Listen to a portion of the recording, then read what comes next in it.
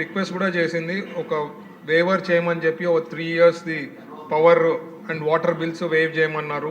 తర్వాత ఒక 450 మంది సెక్యూరిటీ లెవెల్లో అంటే హై లెవెల్లో సిఆర్పిఎఫ్ లెవెల్లో పెట్టారు. అది చాలా కాస్ట్ మోర్ దెన్ 100 కోట్లు అవుతుంది. అది కూడా స్టేట్ గవర్నమెంట్నే చూసుకోమని చెప్పడం జరిగింది. ఇదే కాకుండా క్యాప్టివ్ మైన్కి అది కూడా వర్కౌట్ చేస్తున్నాం అధ్యక్ష. ఆల్రెడీ దాని డిస్కషన్లో జరుగుతోంది. ఎన్ఎండిసితో కూడా డిస్కషన్ అవుతోంది. ఇప్పుడు ఆర్సిలర్ మిత్తల్కి ఏ రకంగా ప్లాన్ చేస్తున్నామో దీనికి కూడా వర్కౌట్ చేయడం జరుగుతోంది. సో ఇవన్నీ దృష్టిలో పెట్టుకొని ఖచ్చితంగా ఈ ప్యాకేజ్ మరీ ఇంకోసారి ఇట్లా ప్రాబ్లం రాకుండా ఉండే చూసుకునే బాధ్యత సెంట్రల్ గవర్నమెంట్, స్టేట్ గవర్నమెంట్ కూడా ఫుల్ కోఆపరేషన్లో ఉంటుంది. Thank you. ప్రశ్నోత్తరాల సమయం ముగిసింది. మంత్రులకి చిన్న విజ్ఞప్తి. ఇందాక సబ్జెక్ట్ వచ్చింది, రవికుమార్ గారు కాగితాలు అందలేదన్నారు. చాలా సబ్జెక్ట్స్కి సమాధానం ఏదైతే మీరు బ్రీఫ్గా అవును కాదు అని ఉందో ఆ షీటే వస్తుంది తప్ప చాలా మంత్రివర్గ శాఖల నుంచి ఆ సమాధానం డీటెయిల్డ్గా రావట్లా. కొన్నేమో సభ నడుస్తూ ఉంటే, ప్రశ్నోత్తరాల సమయం నడుస్తూ ఉంటే వస్తున్నాయి. మాకు అందిన సమాచారం అక్కడ ప్లేస్ చేయడం జరుగుతుంది. ఎవరైనా సరే సభ్యులు అందకపోతే అక్కడ తీసుకోవచ్చు. కానీ మేము కూడా ఆ మంత్రివర్గ శాఖల నుంచి తొందరగా పంపించమని చెప్పి రిమైండ్ చేస్తాం. మేము రిమైండ్ చేసినా రాకపోతే ఆ సంబంధిత అధికారుల మీద సంబంధిత మంత్రులు మరి చర్యలు తీసుకోవడానికి కూడా వెనుకాడకూడదు. ఎందుకంటే సభ్యులకి సమాధానం చెప్పవలసిన బాధ్యత మా మీద ఉంది కాబట్టి ఇందులో భాగస్వాములు మీరని చెప్పి సభాముఖంగా తెలియజేయడం జరుగుతుంది. మా సైడ్ నుంచి కలెక్షన్లో కానీ ఇక్కడ అందరికీ అందజేయటంలో కానీ ఎటువంటి లోపం లేకుండా మా వంతు కృషి చేస్తాం. దానికి మంత్రుల సహకారం, మీకు మీ అధికారుల సహకారం ఉండవలసిన అవసరం ఉంది. శ్రీశైలం ఎమ్మెల్యే బుడ్డా రాజశేఖర రెడ్డి గారు శ్రీశైలం ప్రసాదాన్ని మొత్తం సభ్యులందరికీ అది తీసుకుని వచ్చారు. అది వారు డిస్ట్రిబ్యూట్ చేస్తారు. ఇక రేపు గౌరవనీయ ముఖ్యమంత్రి గారు టీ సమయంలో మన శాసనసభ్యులు అందరూ, పవన్ కళ్యాణ్ గారు కూడా రేపు కంపల్సరీగా ఆ ఫోటోషూట్కి మీరు ఉండాలి సార్. మీరు ముఖ్యమంత్రి గారు ఇద్దరు ఉంటేనే ఆ ఫోటోకి నిండుదనం ఉంటుంది కాబట్టి తప్పనిసరిగా మీరు ఉండాలని. మీరు వాళ్ళు చాలా ఫ్రెష్గా ఉన్నారు, ఆరోగ్యం అంతా నవ్వైనట్టుంది, చాలా ఫ్రెష్గా ఉల్లాసంగా ఉత్సాహంగా ఉన్నారు కాబట్టి ఇదే ఉత్సాహంతో రేపు మీరు కంపల్సరీగా ఫోటోషూట్కి ఉండాలని చెప్పి మనస్ఫూర్తిగా కోరుకుంటున్నా. ఇప్పుడు ఒక సంతాప ప్రతిపాదన ఉంది. శ్రీ చిట్టూరి వెంకటేశ్వరరావు గారు 1939లో జన్మించారు. ఆయన 1983లో తణుకు నియోజకవర్గం నుండి శాసనసభకు ఎన్నికయ్యారు. శ్రీ చిట్టూరు వెంకటేశ్వరరావు గారు ఆంధ్రప్రదేశ్ శాసనసభలో ప్రజాప్రతినిధిగా ఎనలేని సేవలు అందించారు. నిరంతరం ప్రజల గొంతుక వినిపించారు. పలు జీవన రంగాల్లో రాణించారు. వారి కృషి సేవల వల్ల రాష్ట్రం, శాసనసభ ఎంతో లాభపడ్డాయి. వారి సేవలు చిరస్మరణీయం.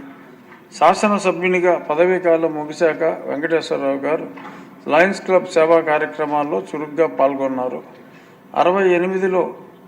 1968లో తణుకులో తన తండ్రి గారి పేరు మీద శ్రీ చిట్టూరి ఇంద్రయ్య మెమోరియల్ ప్రభుత్వ కళాశాల స్థాపించడంలో అవిశ్రాంత కృషి చేశారు. శ్రీ చిట్టూరి వెంకటేశ్వరరావు గారి మృతి పట్ల ఈ సభ ప్రగాఢ సంతాపం వ్యక్తం చేస్తోంది. ఈ సభ తరపున, నా తరపున, రాష్ట్ర ప్రజల తరపున వారి కుటుంబ సభ్యులకు, బంధుమిత్రులకు, అనుయాయులకు ప్రగాఢ సానుభూతి తెలియజేస్తున్నాను. వారి మృతికి గౌరవ సూచనగా 2 నిమిషాలు మౌనం పాటిద్దాం.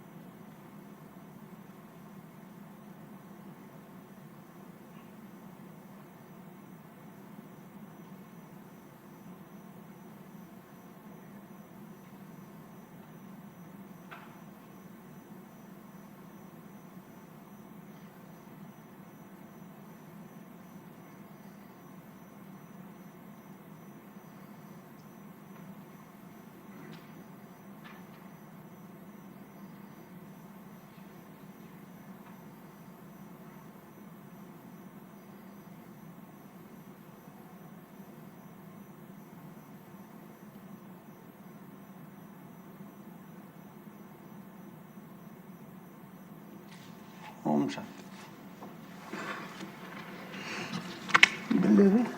ఇప్పుడు ఒక నామన్క్లేచర్ డిఫరెన్స్ ఉన్న ఆయుర్వేదానికి సంబంధించి సత్యకుమార్ గారి బిల్లు ఒకటి ఉంది.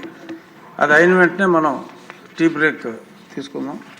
Honorable Chair, I move for leave to introduce the Andhra Pradesh Andhra Area Ayurvedic and Homeopathic Medical Practitioners Registration Amendment Bill 2025.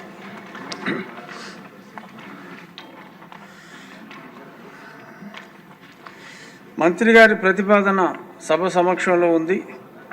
ఇప్పుడు విషయం ఆంధ్రప్రదేశ్ ఆయుర్వేద మరియు హోమియోపతి వైద్య వృత్తిదారుల రిజిస్ట్రీకరణ సవరణ బిల్లు 2025ను ప్రవేశపెట్టడం.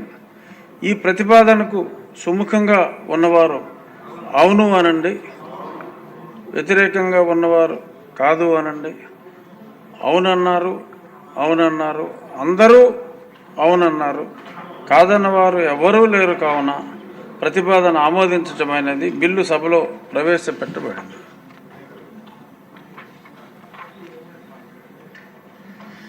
బిల్లుపై చర్చ, ఎందుకంటే నామన్క్లేచర్ చేంజే కాబట్టి పెద్ద చర్చ అవసరం లేదని సభ్యులందరూ కూడా తెలియజేశారు. Only nomenclature చేంజే.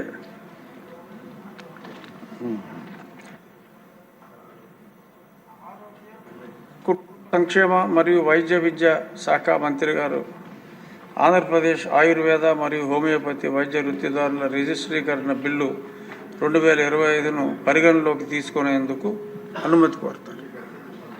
అధ్యక్ష, ఈ బిల్లు ప్రధాన ఉద్దేశం క్లుప్తంగా నేను సభ్యుల అవగాహన కోసం చెప్తాను. ఆంధ్రప్రదేశ్ రాష్ట్రంలోని ఆంధ్ర ప్రాంతంలో ఆయుర్వేదము, సిద్ధ, యునాని, టిబ్బీ మరియు ప్రకృతి విధానాలతో సహా ఆయుర్వేద విధానంతో కలుపుకొని మరియు హోమియోపతి వైద్య విధానంలోని వృత్తిదారుల యొక్క విద్యార్థులను క్రమబద్ధీకరించడం మరియు రిజిస్ట్రేషన్ నిబంధించుటకు ఆంధ్రప్రదేశ్ ఆంధ్ర ప్రాంత ఆయుర్వేద మరియు హోమియోపతి వైద్య వృత్తిదారుల రిజిస్ట్రీకరణ చట్టం 1956 ఆమోదించబడింది. అధ్యక్ష, దీని నిమిత్తం చట్టం ద్వారా 2 బోర్డులను ఏర్పాటు చేయడమైంది. ఒక దానిని ఆయుర్వేద బోర్డు అని, మరొక దానిని హోమియోపతి బోర్డు అని పిలుస్తారు. ప్రస్తుతం ఉన్న కార్యపద్ధతులు మరియు విధానాలన్నింటినీ పునర్వ్యవస్థీకరిస్తూ భారత ప్రభుత్వం భారతీయ వైద్య విధాన జాతీయ కమిషన్ చట్టం